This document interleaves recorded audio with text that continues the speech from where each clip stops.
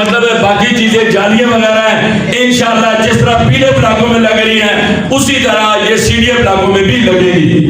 तो अभी फिराज के आमिर साहब ने भी बात करनी है, अली अवान साहब ने भी बात करनी है। मैं आपके दरमियान और इनके दरमियान ज्यादा है नहीं होना चाहता।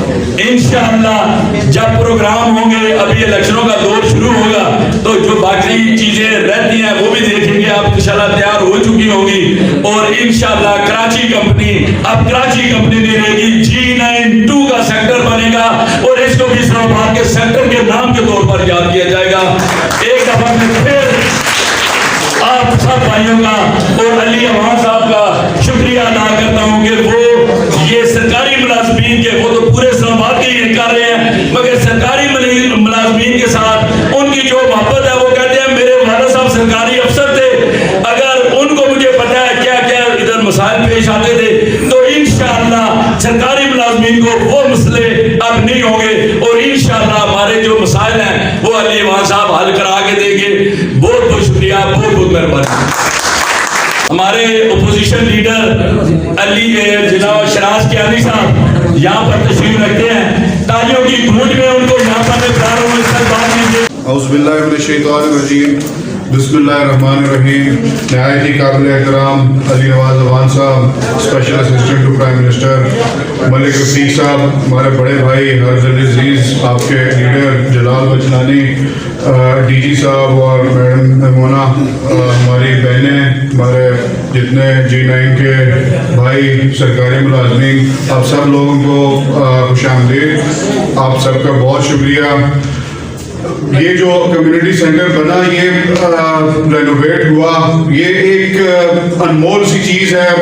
हमें तो अभी भी शक होता है कि ये कैसे डेवलप हो गया, क्योंकि हमने इसमें देखा किस तरह की चीज़ें अपारा में, यहाँ पे किस कस्मोकुर्सी की हालत में ये स्टाफ वेलफेयर की ये जो चीज़ें थी, ये जो फैसिलिटीज़ थी, चूँकि ये गरीब लोगों के लिए था, छोटे मुलाजमीन के लिए था, इनकी फैसिलिटीज के लिए था, इनकी यूटिलाइजेशन के लिए था, तो इस पर कभी किसी सियासतदान ने, कभी किसी बड़े ब्यूरोक्रेट्स ने, किसी ने तवज्जो नहीं दी और ऐसी प्रोविजंस नहीं रखी गई अपने बजट्स में कि इनको गाहे बगाहे ये जो इस तरह की चीजें होती हैं, बिल्डिंग्स होती हैं, इनको साथ साथ रेनोवेट करना पड़ता है, तब ये चीजें चलती हैं। लेकिन हमारे यहाँ गुज़िश्ता कई दहाइयों से ये कल्चर बना हुआ था, ये चीज तो एक बन गई किसी की मेहनत से, लेकिन उसको संभाला नहीं गया। तो हम जब आए, अली अवान साहब आए, इन्होंने विजिट्स किए, तो स्टाफ वेलफेयर ऑर्गेनाइजेशन के लोग भी नहीं एक्सपेक्ट कर रहे थे, आपके अफसरान भी नहीं एक्सपेक्ट कर रहे थे कि इस तरीके से अली अवान साहब इसको टेकअप करेंगे और इतनी तवज्जो के साथ इसको लेके आगे चलेंगे और इतने बड़े लेवल पे इसको रेनोवेट किया जाएगा। उसके लिए एक तो जब हमने इसको देखा तो सरकारी फंड्स तो अवेलेबल नहीं थे, डिपार्टमेंटल फंड्स अवेलेबल नहीं थे रेनोवेशंस के लिए, उसमें बहुत सारी हिचेस थी, बहुत सारी मुश्किलात थी। तो अली अवान साहब ने अपने जो इनको SDGs फंड मिलते हैं उसमें से स्पेशल फंड एलोकेट किए अपारा के लिए। अपारा का कम्युनिटी सेंटर डेवलप हुआ, आपका ये G9 का कम्युनिटी सेंटर डेवलप हुआ, I8 के कम्युनिटी सेंटर के लिए PC1 बन चुका हुआ है। दीगर इस तरह की ये जो स्टाफ की, आपके सरकारी मुलाजमीन की जिस तरह बार बार बात की जाती रही कि अली अवान साहब के वालिद खुद एक सरकारी अफसर थे, तो इनको, और ये अवाम में से वर्कर रहे, हमारी PTI की हमारी तंजीम से और इमरान खान साहब के विजन को लेके स्ट्रीट लेवल पे ये काम करते रहे, तो इनको सारी चीजें पता थी, हमारे कायद का विजन इनके सामने था। तो अल्हम्दुलिल्लाह आज ये आपके सामने है कि यहाँ पे किसी चीज की कमी नहीं छोड़ी गई, अच्छी से अच्छी चीज यहाँ पे लगवाने की कोशिश की गई और खेलों की जो फैसिलिटीज हैं वो आपको प्रोवाइड की गई और यहाँ पे गाहे बगाहे आकर खुद इंटरेस्ट लेकर अली अवान साहब ने मलिक साहब की सरबराही में यहाँ पे एक टीम बनाई जो गाहे बगाहे यहाँ पे आके मॉनिटर करते रहे। इसमें स्टाफ वेलफेयर ऑर्गेनाइजेशन की जो टीम थी उसका बड़ा हिस्सा, PWD के लोगों का बड़ा हिस्सा रहा। तो आज अल्हम्दुलिल्लाह हम इस पोजीशन में हैं कि ये एक इफ्तिताह कर रहे हैं जो जो मैडम ने कमियां थोड़ी बहुत बताई वो भी इंशाल्लाह हो जाएगा। उसमें कुछ लोगों के अपने करने के काम होते हैं, सारा कुछ MNAs या SAPM नहीं करते। छोटी छोटी डिटेलिंग है जो आप लोगों को देखनी चाहिए, PWD को देखनी चाहिए, तो ताकि एक अच्छे तरीके से काम होना चाहिए। तो हमारे यहाँ जो सरकारी लोगों का सब गालिबन सरकारी मुलाजमीन की ज़्यादा तादाद यहाँ बैठी हुई है। मेरी आप सब लोगों से रिक्वेस्ट होगी कि अपना अपना काम जिस जिस जगह पर हम बैठे हुए हैं, हमारे मुआशरे को हमने सुधारना है। इमरान खान साहब यही विजन लेके आए हुए हैं कि पूरे माशरे को सुधारना है, ऊपर उठाना है। आप लोग फैसिलिटी देने वाले हैं, किसी भी इदारे में बैठे हुए आप अवाम को रिलीफ दें। इंशाअल्लाह ताला हमारी क़यादत जो है वो आपको रिलीफ देने के लिए हमदन गोश है और हमेशा कोशिश करते रहें। Thank you. चिराग साहब ने बहुत खूबसूरत अंदाज से बात की और उन्होंने यकीन दहानी भी करवाई कि जो कमी पेशी मैंने जो बयान की है, कमी पेशी वो PC1 के मुताबिक जो रह गया रेस्ट ऑफ दी वर्क वो मैंने हाईलाइट किया है। और अल्हम्दुलिल्लाह हम अपने चार्टर को लेके चलते हैं और अपने काम को लेके चलते हैं तंदही के साथ और मुस्तैद होके। और यही हम लोगों का ही, हमारे डायरेक्टर जनरल साहब का ही विजन था जो ये मिशन अली नवाज साहब तक पहुंचाया गया और उनकी अपनी ज़ाती दिलचस्पी और फिर आगे से उनकी वतन मुहिब्बे वतनी और अपने गरीब आवाम के साथ प्यार मोहब्बत नज़र आया।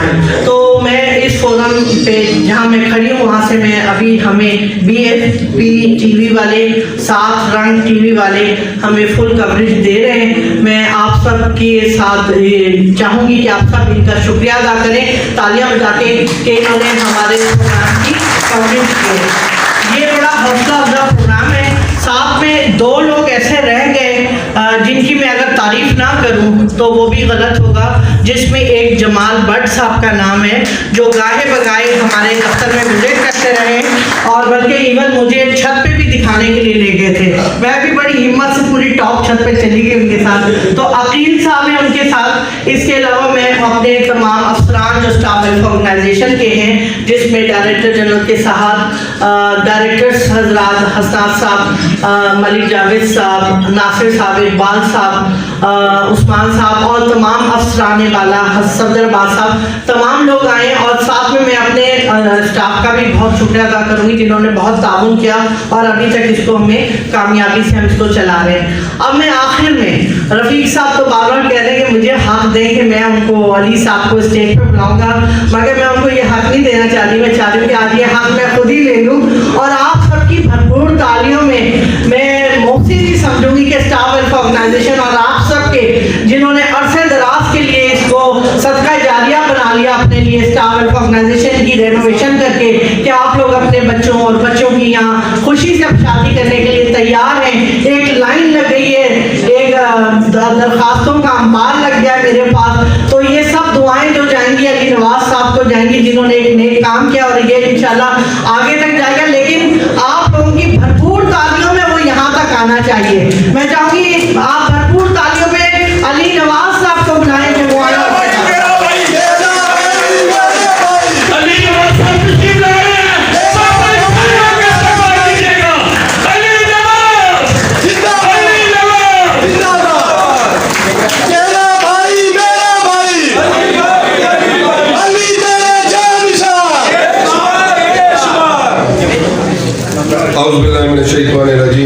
बिस्मिल्लाहिर्रहमानिर्रहीम। G92 आता हूँ, G6, G7 हमारा कम्युनिटी सेंटर दूसरा है। तो मुझे दिल से बड़ी खुशी होती है कि मेरे सामने जिनके दरमियान मैं पला हूँ, बड़ा हूँ, वो कम्युनिटी मेरे सामने बैठी होती है हमेशा। मैं अगर कराची रहा हूँ तो गार्डन रोड रहा हूँ तो वहाँ सारे सरकारी मुलाजमीन रहते थे। लाहौर वादत कॉलोनी रहा हूँ तो वहाँ सारे सरकारी मुलाजिम रहते थे। इस्लामाबाद G64 में पैदा हुआ हूँ, वहाँ सारे सरकारी मुलाजिम पढ़े हम सारे सरकारी स्कूलों में। तो यहाँ आके मुझे वाकई बड़ी खुशी होती है अपने सरकारी मुलाजिमों के अंदर रह के, अपने भाइयों के अंदर, बड़ों के अंदर। कोशिश अल्लाह से कहता है कि इंसान के हाथ में उसने कोशिश दी है, बाकी सारा काम अल्लाह खुद करता है। हमने सिर्फ कोशिश की। अगर आज हम यहाँ खड़े हैं उसमें DG साहब आपका, मैम आपका, हमारी टीम मलिक रफीक साहब और उनकी पूरी टीम G9 की, हमारे G6 से हमारे भट्ट साहब और कफील साहब, अंजुम शहनी आया, अकील, हमारा चिराग गलतानी, जिन लोगों ने मिल के एक कोशिश की है, सब ने मिल के, और आज हम इस काबिल हो गए हैं कि मुझे अभी डीजी साहब बता रहे थे कि अपारा में कल एक फेडरल सेक्रेटरी साहब ने अपनी बेटी की शादी की है। तो ये बहुत बड़ी बात है कि हमने इन वेलफेयर सेंटर को इस काबिल कर दिया है कि वहाँ बड़े बड़े ब्यूरोक्रेट्स, बड़े बड़े लोग भी अपने बच्चों की शादियाँ करना पसंद करते हैं जहाँ वो पहले आना पसंद नहीं करते थे। तो आज अल्हम्दुलिल्लाह हम इस जगह आके खड़े हो गए हैं जहाँ तक मैम आपने कमियां बताइयां हर चीज में होती हैं, जिंदगी के साथ साथ होती हैं। इंशाल्लाह ताला मैंने लोकल गवर्नमेंट से टेंडर कराया है, जो स्पोर्ट्स फैसिलिटीज मिसिंग है, तो इंशाल्लाह ये जो टेबल टेनिस है, कैरम बोर्ड है, ये बाकी चीजें हैं, वो तो इंशाल्लाह ताला 1-1.5 महीने के अंदर ये दोनों कम्युनिटी सेंटर्स के अंदर आ जाएंगे। तो उसकी तो फिक्र ना करें, हमारे बच्चे यहाँ अब खेला करेंगे इंशाल्लाह ताला। इसके अलावा देखिए सिर्फ स्टाफ वेलफेयर नहीं, क्योंकि मैं स्टाफ वेलफेयर ऑर्गेनाइजेशन के बहुत हमेशा अब्बासी साहब हमारे कराची है, तो मैं तो उन्हें टेबल टेनिस खेल के, बैडमिंटन खेल के बड़ा हुआ हूँ, तो मैं हमेशा रिगार्ड करता हूँ इस जगह का कि मुझे पर्सनालिटी में जो रोल स्टाफ वेलफेयर ऑर्गेनाइजेशन के जो कम्युनिटी सेंटर्स का है शायद किसी और का भी नहीं, तो मैं तो हमेशा इसको अप्रिशिएट भी करता हूँ और हमेशा इसके लिए मेहनत भी करता हूँ। सेकेंडली हमारा पूरा इस्लामाबाद, ये G9 जो मलिक रफीक साहब, एक आपको जबरदस्त लीडर मिला G9 वालों को, ये मैं तो शायद लोग मुझे कहते हैं कि मेरी फेस नहीं पकड़ी जाती, मलिक रफीक साहब अभी कह रहे थे, मेरे बुजुर्ग बैठे हुए, मैं अगर ID कार्ड देखेंगे तो शायद मलिक साहब उनसे उम्र में बड़े होंगे, पर लगते हैं मलिक साहब यूथ है, इतनी मेहनत करते हैं, इतनी मेहनत करते हैं, ग्राउंड पे रह के मेहनत करते हैं कि ये G9 मुझे याद है, जावेद हाशमी साहब यहाँ से जीते, उसके बाद असद उमर साहब यहाँ से जीते, ऑपोजिशन में थे, हम देखते थे बुरा हशर G9 का।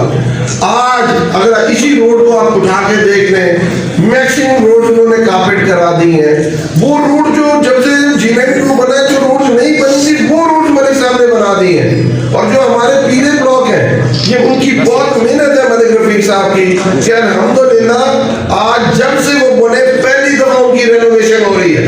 चौथे फ्लोर का सीवरेज का पानी जो कि वॉशरूम का या किचन का वो ग्राउंड फ्लोर में आता था, अल्हम्दुलिल्लाह हमने इसका बजट एलोकेट किया और अल्हम्दुलिल्लाह उसके ऊपर काम हो रहा है। जो बाकी फ्लैट्स है उनके ऊपर भी इंशाल्लाह ताला बाकी काम हो, तो ये वो काम है जो मलिक साहब ने अपनी टीम के साथ मिलकर G9 की लोगों की बाकी खिदमत की, और G9 का हमेशा शुक्रगुजार रहूंगा कि जब ऑपोजिशन में थे हम 2012-13 में, तो उस वक्त तरीके इंसाफ का साथ दिया जावेद हाशमी के टाइम में, फिर साथ दिया असद उमर के टाइम में, फिर साथ दिया आप इमरान खान साहब के इलेक्शन में, फिर साथ दिया मलिक रफीक के G9 के लोकल गवर्नमेंट के इलेक्शन में, और उसके बाद मेरा तो हमेशा ही साथ देता है। तो हमारा तो बड़ा कर्ज है G9 का, और अल्हम्दुलिल्लाह इंशाअल्लाह ताला ये बाकी मानता 1.5 साल में जो हमारे काम रह गए वो भी कंप्लीट हो गए। अब मैं थोड़ी सी बात ये करता हूँ कि आजकल सियासी आदमी थोड़ी सियासी बात तो करता ही है ना जी, कि एक लॉन्ग मार्च मैं सिर्फ डिफरेंस बताना चाहता हूँ, लोगों को बताना चाहता हूँ कि बिलावल भुट्टो साहब इस वक्त इस्लामाबाद की तरफ लॉन्ग मार्च कर, और वो कहते हैं कि हम फेडरल गवर्नमेंट से आपको रिलीफ दिलाना चाहते हैं। अगर आप में से क्यों सरकारी मुलाजिमों की ट्रांसफर होती रहती है, तो आप सिंध के अंदर मोस्टली कराची जाके लोग रहते हैं। मेरे 16 साल रहा हूँ कराची, जो रोशनियों का शहर था वो तबाह हो गया, वहाँ पीने का पानी अवेलेबल नहीं है, लोग पानी खरीद के पीते हैं, वहाँ ट्रांसपोर्टेशन सिस्टम नहीं है। जिन बसों में मैंने सफर किया हुआ है आज भी वही बसें प्राइवेटली इस्तेमाल हो रही हैं, कोई एम्बुलेंस सर्विस सरकारी तौर पर अवेलेबल नहीं है, कोई तालीम का जो हशर वो बर्बाद होके रह गया हुआ है। आप देख रहे होते हैं कि ये पर्चा आउट हो गया, वो पर्चा आउट हो गया, आप देख रहे होते हैं ये इम्तिहानी सेंटर बिक गया, वो इम्तिहानी सेंटर बिक गया। 13.5 साल पीपल्स पार्टी को सिंध के अंदर हो गए हैं, एक मोटरवे नहीं बना सके, एक हाईवे नहीं बना सके। लाड़काना जो कहते हैं हब है पीपल्स पार्टी का, वहां एड्स की बीमारी फैली हुई है। सिंध के अंदर कुत्ता काट जाए बंदे को तो उसकी वैक्सीन अवेलेबल नहीं है। थर के अंदर चीफ जस्टिस कहते हैं कि 126 अरब रुपए फंड में रखे गए और 1 रुपया साफ पानी पीने का थर के अंदर अवेलेबल नहीं। कोई इंफ्रास्ट्रक्चर डेवलप नहीं किया गया। फेडरल गवर्नमेंट इन 3.5 सालों में आपको वहां की ग्रीन लाइन दी जो अल्हम्दुलिल्लाह चल रही है। महाना 10 लाख लोग उसके ऊपर ट्रैवल कर रहे हैं। कराची सर्कुलर रेलवे दी अल्हम्दुलिल्लाह 14 किलोमीटर, टोटल 44 किलोमीटर है। 14 किलोमीटर अगले जून में खुल जाएगी और लोग उसे इस्तेमाल कर सकेंगे। K4 मंसूबा कराची को पानी दिया। सरकार हैदराबाद मोटरवे दी। ये सारे के सारे काम एहसास के अंदर जो 250 अरब रुपया कोरोना के टाइम पे एहसास ने जो फंड दिया था 34% सिंध को दिया। टोटल वैक्सीन जो पूरे सिंध के अंदर लगी है वो फेडरल गवर्नमेंट ने दी और वो कहते हैं कि हम रिलीफ लेके देंगे फेडरल गवर्नमेंट से। वो पहले सिंध की आवाम को तो रिलीफ दे दो जो आप दे सकते हो। 1650 अरब रुपया इन 3.5 सालों में सिंध की हुकूमत हो गया है NFC अवार्ड के तहत। और वहां जाके आप देखें हुकूमत नाम की कोई चीज नहीं है सिंध के अंदर। गंदम की बात करो तो वो उनके चूहे खा जाते हैं। ज़कात 7.5 अरब रुपया ज़कात जो गरीब आदमी को मिलती है उसके अंदर गबन के केसेस हैं। सारी तरह के माफिया वहां बैठे हुए हैं और वो रिलीफ किससे दिलाना चाहते हैं? Federal government. फेडरल गवर्नमेंट पहली हुकूमत है जी हमारी। 35 साल ये दोनों पार्टियां वहां हुकूमत करती रही। कहते हैं ये हम लॉन्ग मार्च कर रहे हैं तो प्राइम मिनिस्टर ने रिलीफ दिया है। तो मैं किसी टीवी प्रोग्राम में बैठा हुआ था, मैं क्या प्राइम मिनिस्टर ने जो इक़दाम इन 3.5 सालों में किए पाकिस्तान की हिस्ट्री में वो काम नहीं हुए। कहते थे हम इतनी अच्छी इकोनॉमी छोड़ के गए पर आपको IMF के पास जाना पड़ेगा। आप सरकारी मुलाजिम समझते हैं IMF के पास आप उस वक्त जाते हैं, बैंक के पास आप उस वक्त जाते हैं जब दिवालिया हो गए होते हैं। आप दिवालिया करके गए थे पाकिस्तान को। आज 5.5% पे हमारी ग्रोथ जा रही है। आज आप टेक्सटाइल, आपकी हाउसिंग, आपकी कंस्ट्रक्शन, आप जो शोबाजात है जिंदगी के, जहाँ प्राइवेट लोग काम करते हैं, जहाँ इंडस्ट्री काम करती है, जहाँ आम मजदूर काम करता है, 11.5% की ग्रोथ है। हमारे पहली दफा जो ट्रेड बास्केट है इंपोर्ट एक्सपोर्ट 69 बिलियन डॉलर में जा रही। जब से पाकिस्तान बना है 50 अरब डॉलर से ऊपर नहीं गई, 69 बिलियन डॉलर पे जा रही है। पाकिस्तान की जो एक्सपोर्ट है जो 23.5 अरब डॉलर से कभी ज्यादा नहीं हुई, इस दफा 39 अरब डॉलर पे जा रही है। और उसकी वजह क्या है?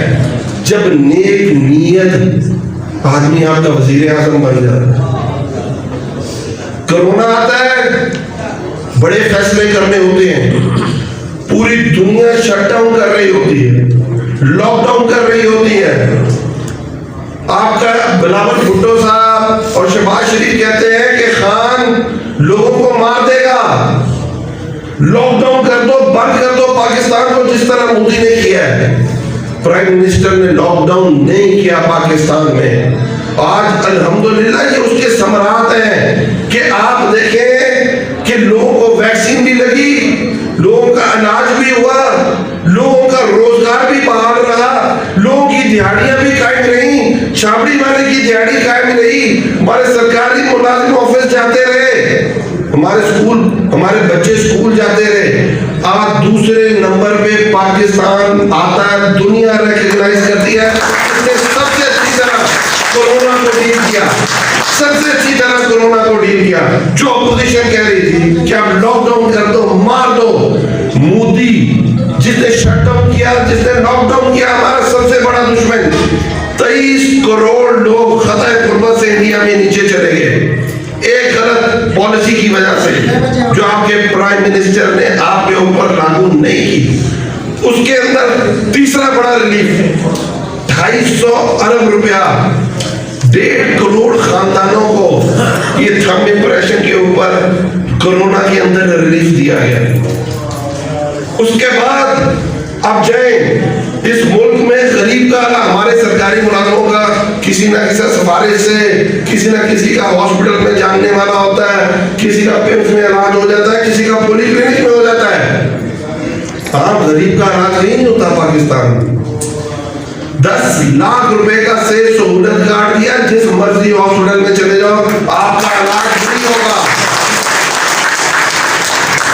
पहले कहते थे, जो दुनिया में पेट्रोल महंगा हो रहा था, कहते थे कि भाईजान खान ने पेट्रोल पंप गिरा दिया है, मीडिया समेत।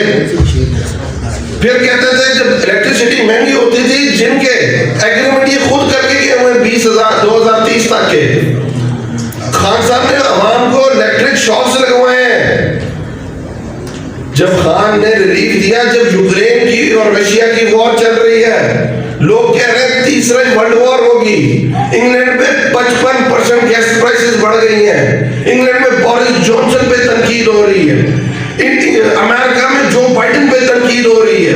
पूरी दुनिया हिलके रह गई है। तो प्राइम मिनिस्टर ने 450 अरब रुपए का जो पेट्रोल और इलेक्ट्रिसिटी के यूनिट के अंदर पूरी दुनिया में किसी ने नहीं किया। हमारे सरकारी मुलाजिम, सबसे ज्यादा पिछले सरकारी मुलाजिम है, यह तनख्वाहदार तबका है। जो दिहाड़ीदार होता है वो अपनी दिहाड़ी बढ़ा लेता है, अभी अपनी नई इंडस्ट्री लगा लेता है।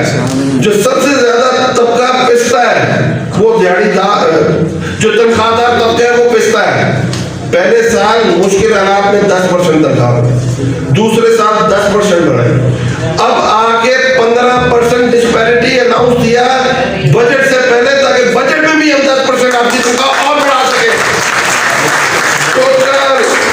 टोटल जब हमारी हुकूमत खत्म होगी तो आप देखिएगा लगभग 100% तनख्वाहें बढ़ चुकी होंगी सरकारी मुलाजिम। वो किस तरह है? वो ये है कि आप अपनी कैपेसिटी बिल्ड करते हैं, आप अपने पांव पे खड़े होने की कोशिश करते हैं। जब नून लीग की गवर्नमेंट गई थी, 3700 अरब रुपया टोटल टैक्स जमा होता था। अल्हम्दुलिल्लाह हमारी गवर्नमेंट ने 3.5 साल बाद 6400 अरब रुपया टैक्स जमा करके दिखाया हमने। जब हुक्मरान चोर नहीं होता तो टैक्स ज्यादा कलेक्ट होता है, जब हुक्मरान चोर होता है तो टैक्स हुक्मरान के खाते में जाता है। इसीलिए एवन फील्ड लिए जाते हैं, इसीलिए सरे महल लिए जाते हैं, इसीलिए भाग के वहां जाके राज आता है, जिसको कहते हैं हमारे इंग्लैंड तो क्या पाकिस्तान में भी कोई जायदाद नहीं। हमने अगर आगे बढ़ना है, देखिए दुनिया की तारीख उठा के पढ़ लें, दुनिया की तारीख उठा के दें। हमारे सबसे सुप्रीम लीडर हुजूर सल्लल्लाहु अलैहि वसल्लम, ना उनसे बड़ी जात आई है ना आएगी। अगर उनको देख लें, उनके पहले 10 साल देख लें, वो मुश्किलात के 10 साल। आप महातिर मोहम्मद को पढ़ लें, जब उसको मलेशिया को आजाद कर रहा था चाइनीज ऑक्यूपेशन से, पहले 10 साल मुश्किल थे। लीगी युआन को सिंगापुर में पढ़ लें, जिस तरह उसने सिंगापुर को रिवाइव किया है, जहां पानी भी मलेशिया से आता होता था, और उसके पहले 10 साल पढ़ लें। अब जितने अतातुर्क के पहले 10 साल पढ़ लें, जब ऑटोमन्स खत्म होते हैं, खिलाफत राशिदा खत्म होती है, खिलाफत उस्मानिया, और उसके 1923 के बाद 1933 तक आप पढ़े अतातुर्क ने किस तरह रिवाइव किया है टर्की को। आप पढ़े बड़े बड़े लीडर्स को जो दुनिया में चेंज लेके आए हैं अपनी आवाम के लिए, उनको टाइम लगता है। कायदे आज़म को 40 साल लगे, 1906 से लेकर 1946 तक struggle struggle struggle struggle. But देखिए कुछ रोल लीडर ने अदा करना होता, कुछ रोल आवाम ने अदा करना होता है। आए नस्ल कुर्बानी देती है तो वो मुल्क आगे की तरफ जाता है। हमने खड़े रहना है, हमने चोरों के खिलाफ लड़ना है। अगर देखिए अगर हम ये सोच रहे हैं अच्छा जी चोरी करता रहे तो खैर है, हमारे साथ तो जबरदस्त निजाम चल रहा है ना, तो याद रखिएगा अल्लाह इसका भी हिसाब लेगा। अल्लाह ने हमें अशरफ मखलूकात बनाया है, हर चीज का हिसाब अल्लाह लेगा। वो कब्र से स्टार्ट होगा और क़यामत वाले दिन तक चलता रहेगा। आपने अपने बच्चों का सोचना है, अपने आने वाली नस्ल का सोचना है। आप सबका बहुत बहुत शुक्रिया। थोड़ा सा इस तरफ आ जाए।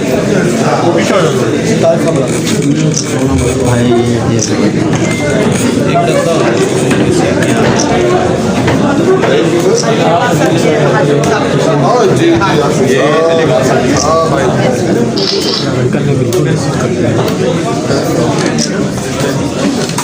शुक्रिया। Thank you. शुक्र है मैम ने सारी नॉर्मल बनाई जो सबको मिल रही है। शुक्रिया।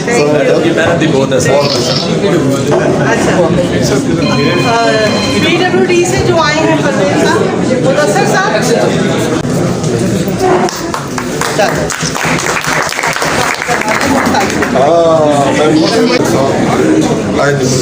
हमारे साथ खाने के तशरीफ ले।